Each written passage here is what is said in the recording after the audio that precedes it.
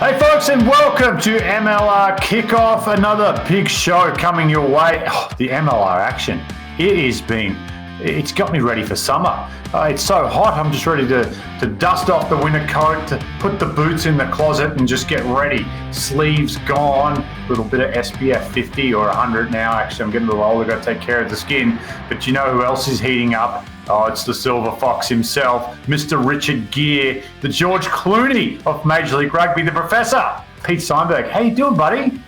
I'm doing fine, but my hair is not that grey. No, I just didn't know. Like you've maintained your natural colour. It is getting there. Like having kids late held on, but having kids late is now creating grey hair. So it's getting there. But I'm not a silver fox. I'd love to see a photo of you pre-Penelope and then today, and just see the it's just mainly the bags under the decline. eyes. Yeah, a little bit less higher hairline, bags under the eyes. Yeah. I think I put up a photo of me and my wife for our anniversary, and there's people genuinely wrote to me and said, "That's not you." And I'm like, no, that's me. That's what I used to look like. And they're like, I don't believe you. But anyway, Pete, hey, how good was the weekend? How good was the footy? Oh, spectacular. There was some really, really great games. I mean, just like let's just talk about Old Glory against San Diego. I mean, anyone saw that? I mean, I don't think on my Super Brew, which I forgot to actually put in a couple of games because I always forget. But I don't think anyone had San Diego by what was it, 5, whatever it is. I'm like, and Old Glory had some chances at the end. 12, I think it was at the end. Was it at the end? That was 12. It was 12. I had them by 19, and I was like, come on, San Diego, give me a link to the field, try to finish. But they didn't. I got absolutely destroyed this weekend. I went 2 for 6 and then had no matches picks in the spread. Oh, abysmal. I slid. I was like Enron. Remember Enron, the energy stock? That was my Super Brew ticker. I was like this, and it went boom, gone. Don't exist anymore. I think like every stock, Dan, I'll talk you up. Every stock, what goes down can go up, right? So you can also zoom up as fast as you zoom down. Yeah, I tell you a game I did get wrong, and I think a lot of people call it. No, this is a pretty tight picked one. This was New England, New York. Let's review that for our game of the previous weekend. Hoboken, Major League Rugby ticks another box. We went from Cochrane Stadium down the road. I don't know if you got to go to Cochrane, Pete, but I mean, they were giving out free tetanus shots as you walked into Cochrane. It was a little run down, but the Hoboken Stadium, talk about some scenery. I mean, there were people in their apartments. I have this idea they should have a GoPro in the apartments and bring it into the broadcast. So rugby party in there, and then you have live crosses as New York scores, and they cheer and celebrate. And the people playing tennis in the background, staring over, oh, honey, what's this going on right here? It was brilliant. It captured New York in all its beauty. I loved it. It did, and it was a really, really good game. And I think this was the first test for New York. I mean, I think it's their first kind of at home playing against a team that we know is good. And they played really well, but they came up against what might be the most efficient attack in MLR. I mean, the New England Free Jacks and Bowden Waka, on the front foot, that guy scores tries, and they are so efficient. They take all of their opportunities to score. Yeah. Bowden Waka is like that old lady in Vegas on the oxygen tank and the get around who rolls up to the craps table and just starts throwing heaters. Whatever that guy is doing this season is just coming up big time. If I'm Scott Matthew, the coach, every game plan revolves around getting Bowden Waka as involved as possible. I'm sure they're doing that, but he has had a scorching hot start to the season. Yeah, he has. And there's a couple of things that's really interesting if you look at the stats. So let me look. So both teams had about the same number of rucks, right? But New York had 162 passes, and New England had 93. So you've got a New England team that's playing very direct, right? And if you look, Bowden Waka passed the ball 13 times, and then he carried it 8. Right? So he got the ball 21 times in the game, but he's running about as often as he's passing. So what that tells me is that this is a team that's using their forwards to open up space, and then using their great running fly half to be able to exploit that space. And so it's really interesting. So I think, for New England, it's going to be about like when they come up against some of these physical defenses, right? Like an Austin, right? Or when they come up against an ATL, are their forwards able to generate that space when they go forward? Like New York have a great defense, but we know they're not quite as physical as some of the others. They don't go for the double tackles. And it seems like that's the way to shut down New England. And then, of course, they're amazing on the turnovers, right? So the ball gets turned over and they just fly. And it looks like that locker room is humming as well. Chatted to a few of the players already this year, and they said it was a good setup last year, even better this year. Right. They've added to the coaching staff. They've added some more resources to the club up there, and they're like, this place is just humming at the moment. And Pete, having coached at a high level, the locker room's humming, and your job becomes a lot easier. Yeah, soft factors, right? Soft factors. If you at this level, it makes a difference. Every player can play a little bit better. Every player can be a little bit more committed if the culture is right. And just another shout out to Joe Johnston, who is having a really remarkable season, and just someone I think to look out for potential Eagle call up. Is he open to the Eagles this year?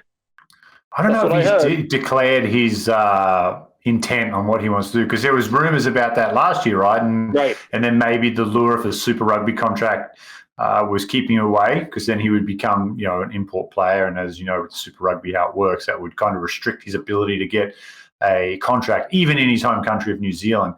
But yeah, I'm not sure. Article that Joe Harvey did on the Rugby Network, where he basically said he was open to it. That would be a great pickup for Gary Gold. But I don't want to ignore New York, right? They scored maybe one of the tries of the season. Connor Buckley, who's having a great year. I think he had a box kick that was fielded. They moved it down the field, and then a cross kick. They went 90 meters in no time. Sam Windsor kicking across and scoring just a beautiful try. It was, I think, Andrew Coe that scored. Yeah. Not only did he score it, but mate, on the fly, diving catch. Dive catch score. Stuff. Yeah, sensational. I think New York walk away from this knowing we probably need to do a little bit of work on our scrum. Right, scrum was a little bit of a challenge for them against New England, but New York are a team that's playing well. I thought this was a really well played game. Yeah, I agree. Hey, just want to rewind, give a shout out to Joe Harvey as well. You mentioned Joe Harvey. He's doing an absolute bang-up job writing articles. I love reading his stuff. He's a young fella from out in the UK who's been helping out with the Rugby Network and MLR for a while. So get on there and read his stuff, retweet it, support Joe. He's a young journalist moving up in the rugby world, but he's doing an amazing job for Major League Rugby. All right, Pete, let's move on. When I talk about centres in world rugby, there's the atmosphere, the stratosphere, and then there's the ionosphere. Brother, when you get up in the ionosphere, there's just a couple of names when you're talking about centres in the world of rugby. Name one of them for me. Brian O'Driscoll. Very well done. But who's better? Oh, this is the Northern and Southern Hemisphere. Is it Ma'a Nonu? Pete! Ding, ding, ding. You nailed it. And guess who you got to sit down with and catch up with today? Guess. Did I get to sit down and talk to Ma'a Nonu? It wasn't Brian O'Driscoll, that's for sure. It was Ma'a Nonu. We've got over 100 caps for the All Blacks. San Diego Legion star. They would have won it all in 2020. Damn you, COVID, robbing the Legion of a premiership. But he's back. And Areni has surpassed him as the elder statesman in the league. But boy, oh boy, it's great to see Ma'a Nonu back in the league. And Pete, you got a chance to catch up with the legend today. Well, Ma'a Nonu, thank you so much for joining us on MLR Kickoff. It's an honor to have one of the best ever rugby players. And, here you are in your late 30s and you're still playing rugby. I mean, I assume you don't need to. Can you tell us why you still want to? Yeah, good evening, gents. Thank you for the opportunity. It's Great to be on the show, so thank you very much. It's a question I always ask myself, really. Look, I still love the game, and I still believe I can still compete as well. So I think it's more about, just trying to fulfill what has been a dream, for a long time. So coming to the MLR again, it's, look, I came here 2 years ago and I loved it. And I know that the game of rugby is growing in the States. So I wanted to help that grow in terms of who I was and how long I've been playing. So it's just about trying to pass my knowledge on to the players I'm playing with here in San Diego. We hear a lot from, top players that come from overseas and come to Major League Rugby, and they say that they're surprised, right? And they're surprised by the standard. Can you share a little bit about, what are some of the things that, especially, pros from overseas might not think, right, is good about American rugby and MLR, and what they should think about it? I think when you put everything into context, I think you can't compare different competitions to the MLR, say the top 14 or the Premiership or Super Rugby, because they're on different mainstreams in terms of the budget as well. So you got to respect that fact. But I love everything about America because, growing up in New Zealand, all you do is watch movies that are made in America, and just the American sports, NFL, the basketball, the baseball, now the MLS as well. So coming over here to the States and experiencing how they do it, it's such a great experience. And the Americans are lovely to meet, and they're so passionate about where they come from, and they're so interested in terms of where you're from. If you're not American, you speak a different accent, and hey, where you from? And so where's that? I love that country, or so most of the Americans would love to go down under, but for us coming from down under, I love coming here. Well, this is your second time in San Diego. So talk to us a little bit about I lived in San Diego for a couple of years. What are some of the things that you love about living in San Diego? Yeah, so if you haven't been to San Diego, sadly, we don't actually live in San Diego City. We actually live 30 minutes out of the city north, so in Carlsbad, which is a nice area, Encinitas, and then you got Oceanside.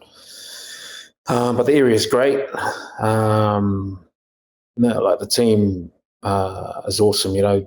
Bunch of rugby players from different places in the world, and as I said before, the competition's growing, and there's a lot of Kiwis that are in America and the MLR as well. So we've got Danny Lee here, who's a Kiwi as well, and he's coached for a long time. So we got Dan Pryor, who's a Kiwi, and his brother also plays in New York, Cara, and Andy Ellis has played in New York. So you talk to a lot of these guys, and we enjoy playing over here. Now, you talked about there's a lot of Kiwis here. Is there any do people follow MLR back home? I mean, you playing here must be a bit of a draw, but do you hear from folks back home that they're watching the games? Yeah, they've taken a lot of interest back home. I think a lot of people I know, ask about how they can watch the game and send links. But I know that the Rugby Network shows the game, so that's kind of one of the avenues I try and send across to people at home. So, I mean, you can watch it on anything because social media is big as well. So it's all on Instagram anyway. So, and the MLR always posts. So, And do you hear from any of your old teammates back home who are like, hey, how do I get to go over it? My experience of going around the world is that everyone wants to come to the States and play, right? They think that just for the experience. So Have you ever thought like maybe becoming an agent after you play and help some of those guys come over here?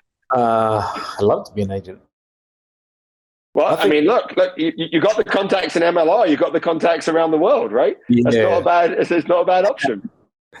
Yeah, I should get the ball rolling, actually.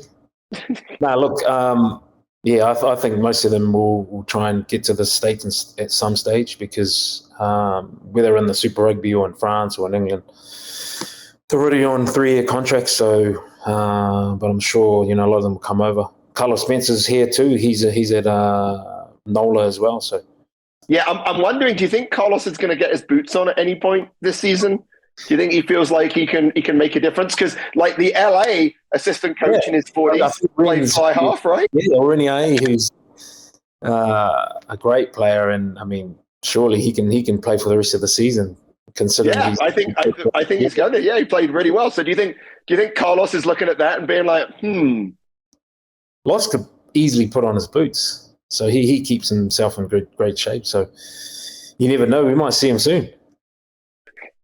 I think it might be a pretty easy choice if there's if there's been a bit of a injury crisis in fly halves, but maybe we'll see that. That's definitely something to watch. So look, you have someone you've played around the world, right? You're here because you see that rugby's growing, and there's a move to have the World Cup here in 2031. I'm pretty certain you won't be playing in 2031, but I'm not exactly sure if that would be the case. No, I won't be.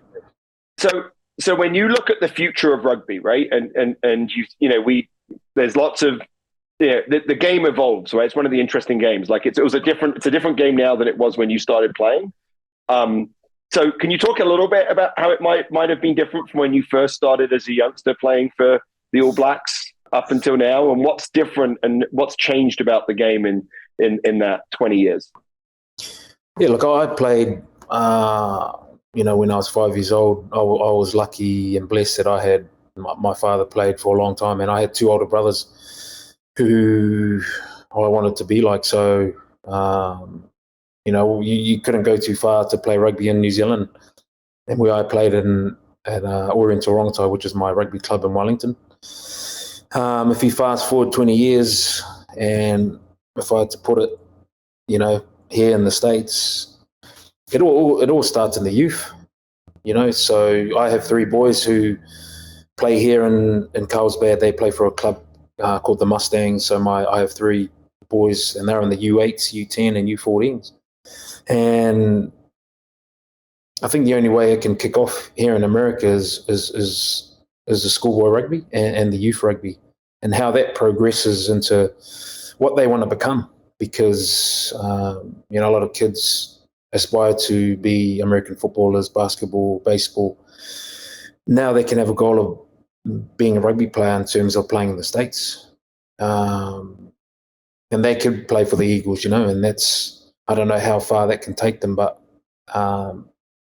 they're a formidable side that, needs a competition to play in, and they need the resources to try and travel, to have an end-of-year tour, to have a domestic series where they can play teams and get better. They can come to New Zealand, and the States can tour down there.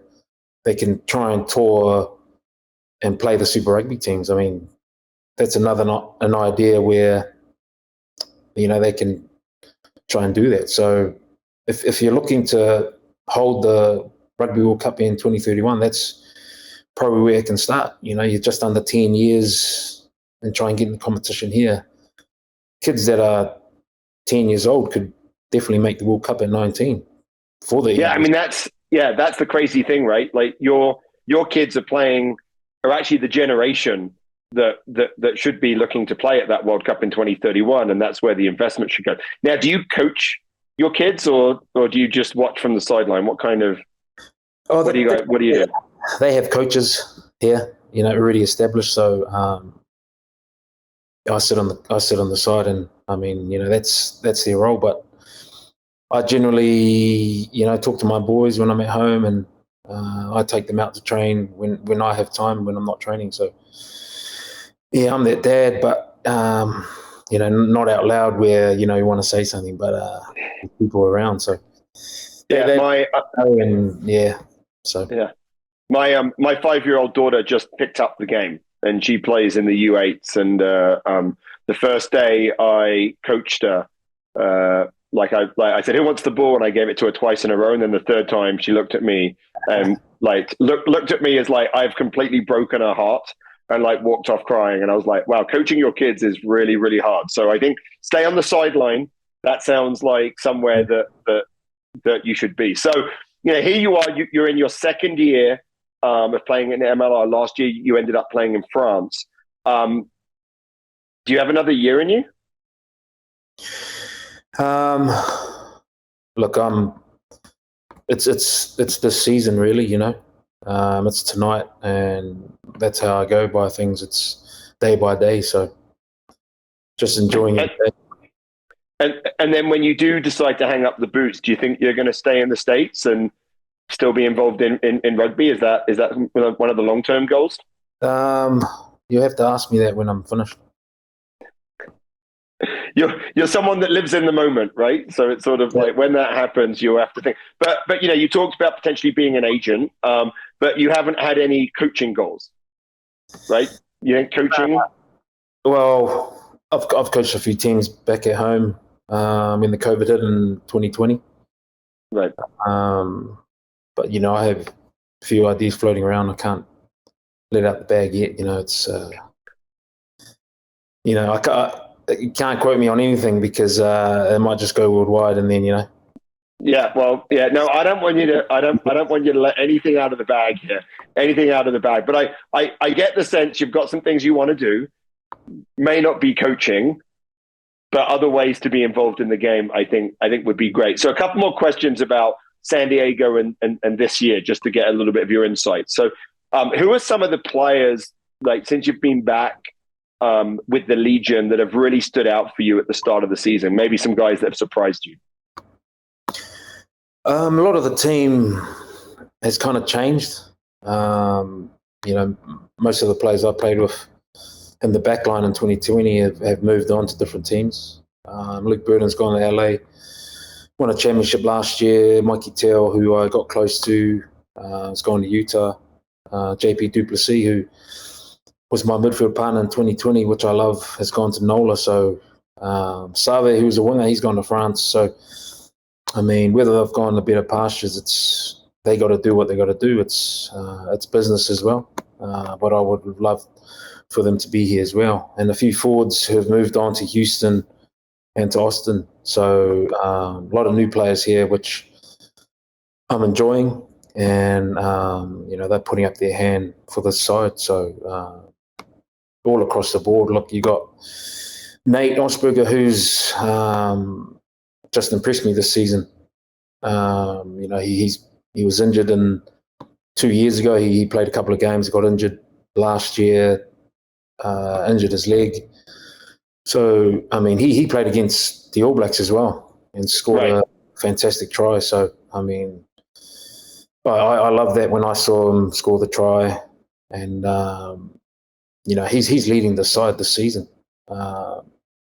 Dylan, who's got injured last year, who I enjoyed playing with 2 years ago, is not playing rugby at the moment. And, he was one of the players I would say that would be playing, out of his skin. I know he'll be back. I saw him at the match yesterday, so we miss him as well. So, but all in all, our side's still growing. We're still in work in progress as a team. So, yeah. Yeah, you've still got some guys to come in from overseas, right? But it's been a pretty good start. Maybe not consistent in terms of performance. Where do you think the team needs to grow if it's going to end up being a team that can really compete for the championship this year? Yeah, look, we haven't put probably a best performance together, and I know that we could say that as a side. We're still getting to know each other, but we're round 5, and it's round 6 this week. I don't want to make any excuses, but we still have to gel as a side, and we still got to perform. I mean, I myself need to perform as well. So, I'll put my hand up. I'm not at my best right now. So, the next time I'll take the field, I'll be trying to play well for this side. Well, this is the last question. You get to go to, the Big Apple, right? This weekend, you get to go to New York, get to play against Andy Ellis, right?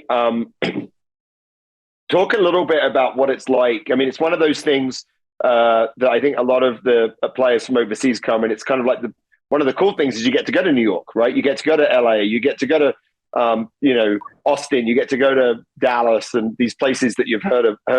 Talk a little bit about like what it's like to be able to go and play a rugby game sort of in the shadows of the Empire State Building. Yeah, I think it will just be marvelous that you get the opportunity just to go to the Big Apple and play rugby. Not wasn't so long ago you would say you're going to play rugby in New York. So it's for us it's a blessing, and we take every opportunity we get just to play in these different spots. As you say, you said Austin, and get to play in Utah, Seattle. We went to Houston last week, so you get to experience that. And when you see players you've played with in national sides, it's extra special as well. Well, I actually have one last question. I said that was going to be the last one, but here's the last one. So, within your, your kids are young, but hopefully at some point they grow up and they have kids. When, what's a memory that you've had playing rugby in America that you'll tell your grandkids about so far? Hopefully there'll be more to come, but so far, what's a memory that you think that like 30 years from now you'll be telling your grandkids about when you said, hey, I played in Major League Rugby? Look, I think it's more about trying to entice people of America to watch our game, the game of rugby, and just to come and experience, guys running around the field, no pads, giving it 100% for your side, yet coming off the field and, shaking the opposition's hand. It's all about sportsmanship, and the entertainment speaks for itself here. It's amazing. And what I love about just before the game, you get to sing the national anthem and everyone faces the flag. That's special. That's cool. Well, I know that I actually know people that have taken flights to go see games because they wanted to watch you play. So just you being here is adding people to the game.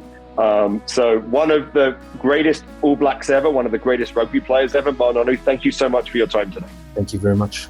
There you go. Pete, when Major League Rugby started in 2018, did you ever, when this is your brainchild, MLR Kickoff? Absolutely, yeah. I'm going to be talking to All Black greats. I'm going to be talking to World Cup winners. This is definitely going to be something that we're going to do in Major League Rugby. And I have to say, just a really interesting, thoughtful guy. A little bit of peek behind the curtain. I was like, hey, let's talk about your career. Let's talk about what brought you to the US. And he's like, you know what? I think we had this interview 2 years ago. Let's talk about something else. So we kind of went a little bit all over the place, but the guy was willing to answer every question and actually was pinning down Stats Boy before the interview, asking him questions, was turning the tables as the warm-up. So really interesting, thoughtful guy. Could have our third host on the show once he's done, Ma. Hit up Stats Boy, get on the payroll, and we can make it happen. But no, you didn't ask him about man crushes or anything like that? Come on, man. Pop culture? Who's his favorite Teletubby? Come on, Pete. I didn't do any of that, Dan, because that's not me. That's not you. So, that is true. This is why we're a good duo. This is why we're a good duo. You're the light, nonsense. Kind of jokey nonsense kind of stuff, and I'm the nuts and bolts professor that brings the stats and the heavy artillery. Heavy artillery, indeed it is. All right, mate. So let's pull out some of the big guns now, the heavy artillery, because we're starting. We started the Lineout last week. Let's continue. Let's continue down the Lineout phase. 101 with the professor. What is a Lineout? all restarts in rugby, there has to be a contest for possession. And in the lineout, that's what you have. The ball gets thrown in. It has to be thrown down the middle. So both teams can contest. Both teams can get in the air. But the throwing team, they have an advantage because they know where the ball's going to go. And so what that means is that they know the space that they need to get their jumper up to catch the ball. The trick is to be able to find space, move to that space, and get there quicker than the opposition. So before the opposition can take that space. Really good line-out jumpers are the ones that work with their lifters, the people that pick them up, and get to the space where the ball's going to be quickly and get up first. The jump is a part of the line-out. The throw is as important. The hooker needs to be able to throw the ball so it goes over any defensive jumpers and comes down to the space that they called. At the start of the line-out, the hooker makes a call. That says where the ball's going to go, and then the hooker has to get it into that space. The lineout is one of the best attacking opportunities in Major League Rugby because it allows you to set up a maul. The maul where the ball stays up, doesn't go to ground, and allows people to push. It's one of the very few times that you can be engaged in the game and be ahead of the ball. But actually in the lineout, everyone starts behind it and the ball gets passed to the back. And that drive, when it's done well, is very, very difficult to stop. Because the lineout is such an important part of the game and so important to scoring, a team that wins 85% or more of their own lineouts has a really good chance to win. Eat your heart out, Clark Kent. Who can change clothes faster than Pete Steinberg? Nobody. Our very own Superman. That was great stuff, Pete. Always so informative. I do enjoy listening to the deeper aspects of the game, especially when I played and they did line out. I just didn't pay attention to it at all. So thank you for educating me in my later years. You're welcome. You're welcome, Dan.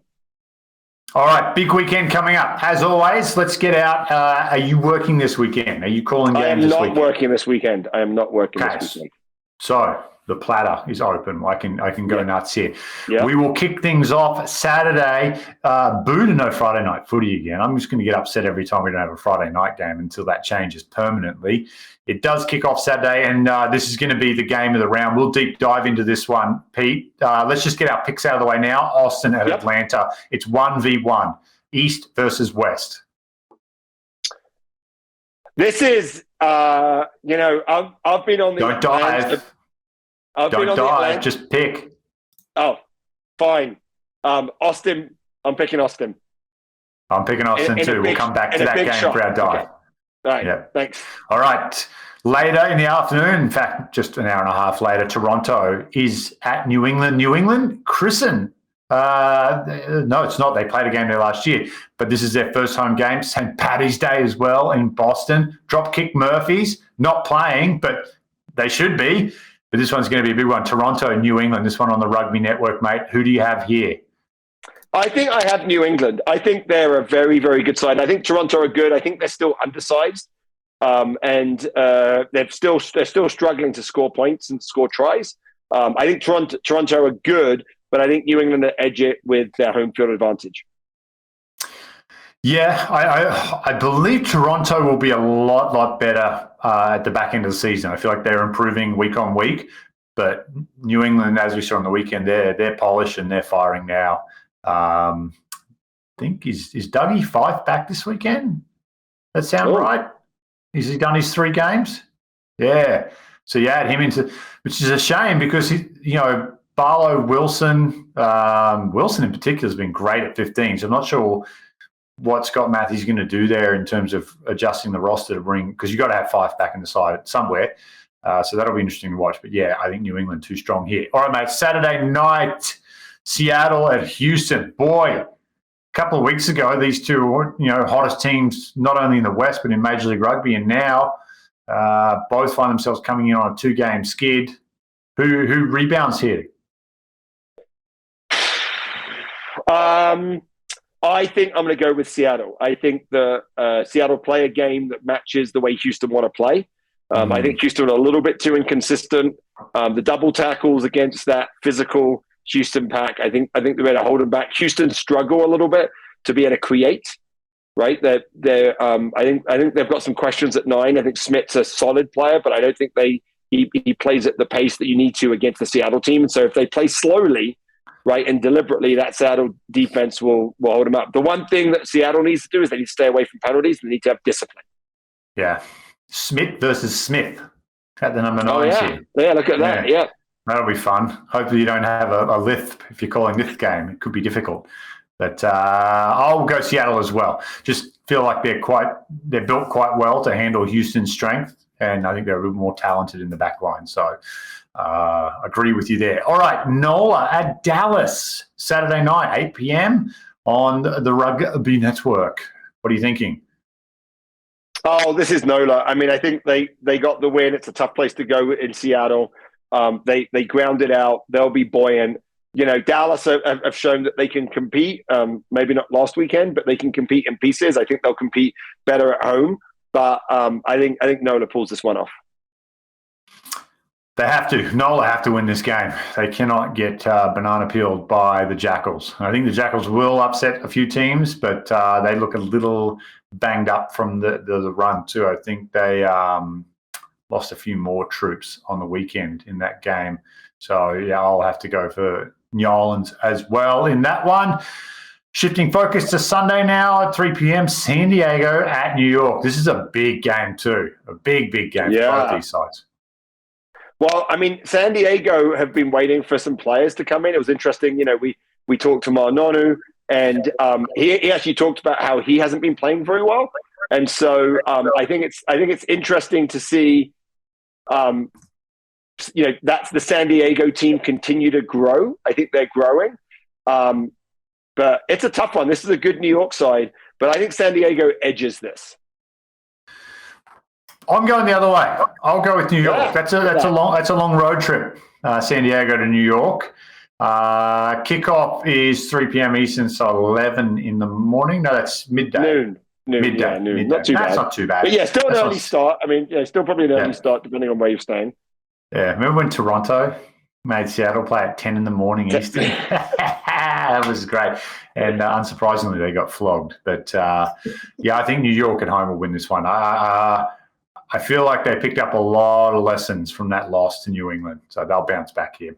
All right, last game of the week is Sunday, 7 p.m., Utah at LA. It is a rematch of the Western Conference Final. And there he is, Oreni, 42 years young. Will he suit up starting 10 again? That's the big question.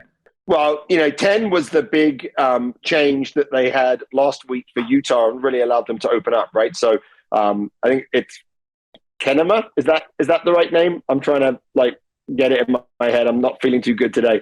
But, you know, moved him from fullback, moved Lobsher back to from fly-off back to fullback, and really opened it up. I think this is going to be a really interesting game, and it's a real marker for Utah. This is a game that Utah needs to demonstrate that they're good. I think that you know, LA are not at their best, so this will be a close one. But I think at home, I think LA might have a little bit too much quality. It's going to be a close one, but I'm going to go with LA. This is a tough one to pick. This one's on FS2. Sorry, I forgot to leave out where to watch this one. So, again, I'm going to go with you, mate. I think LA at home, they're backed up. Fancy losing 3 fly halves by week 5 of the season. That's nuts. That's just crazy. And then you pull out Oreni to play 10. Right. Incredible, but which you know, I'm just waiting for Nola to go through their fly half injury run and for Carlos Spencer to come out. I mean, Ma'a Nonu said he thinks Carlos can still play, looks after himself. So that would be a great matchup.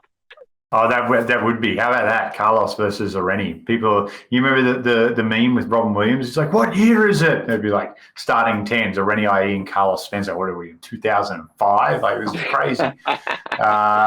That'll be a good game. All right, interesting game of the week. No surprises here. When you've got a 1v1, it's always going to be the interesting game of the week.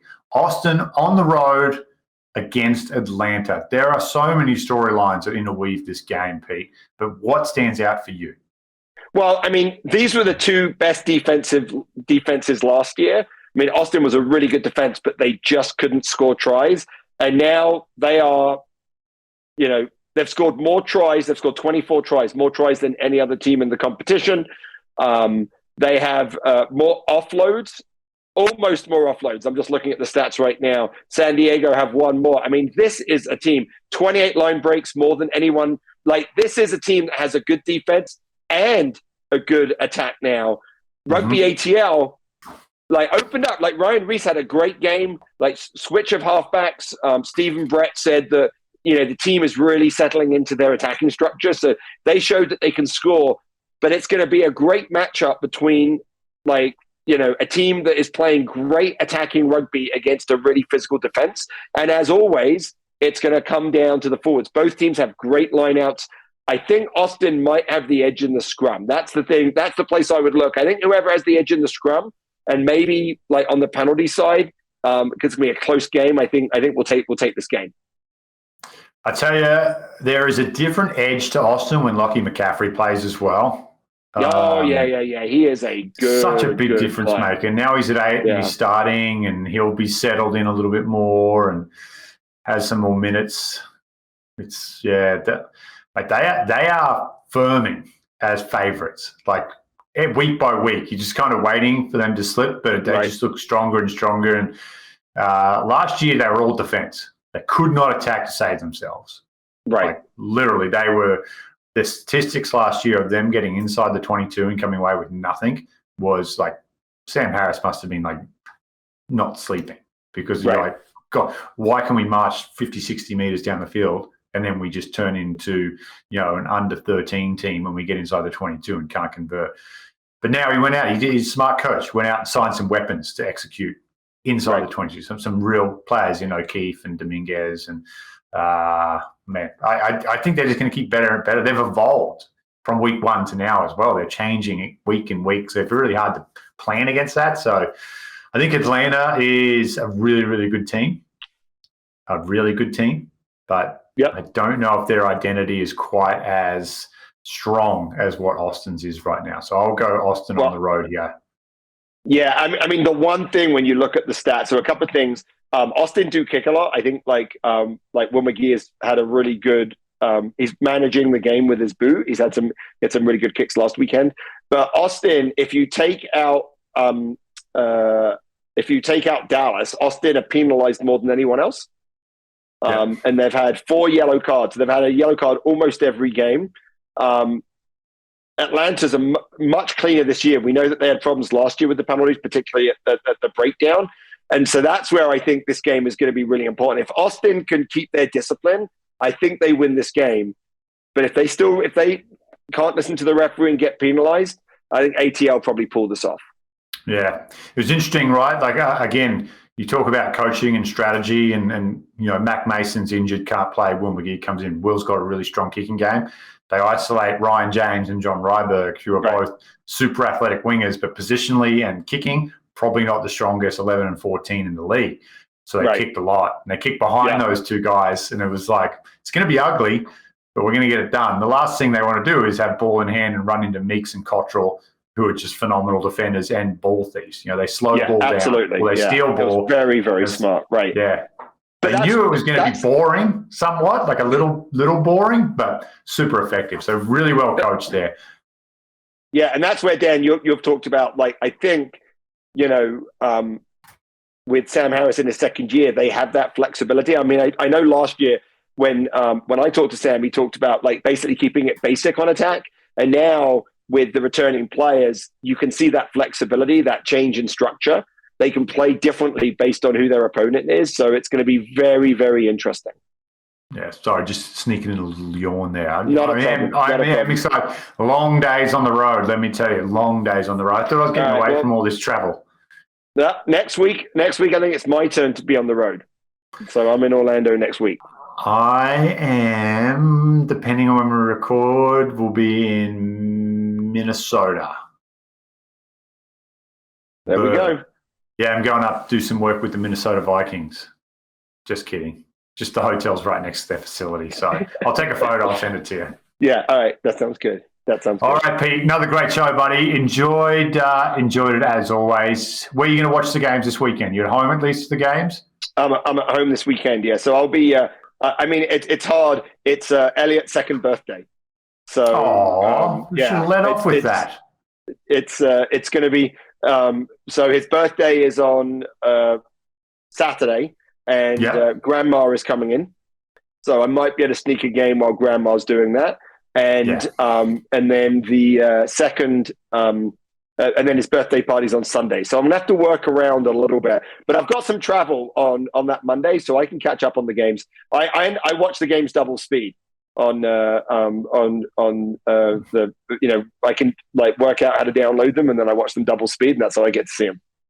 I love it. I love that he has a 2-day banger for his second birthay. Like his birthday Saturday, party Sunday. No first birthday, right? Because of COVID. That's right. This is his first birthday party. So, I mean, it's really for Yvonne, right?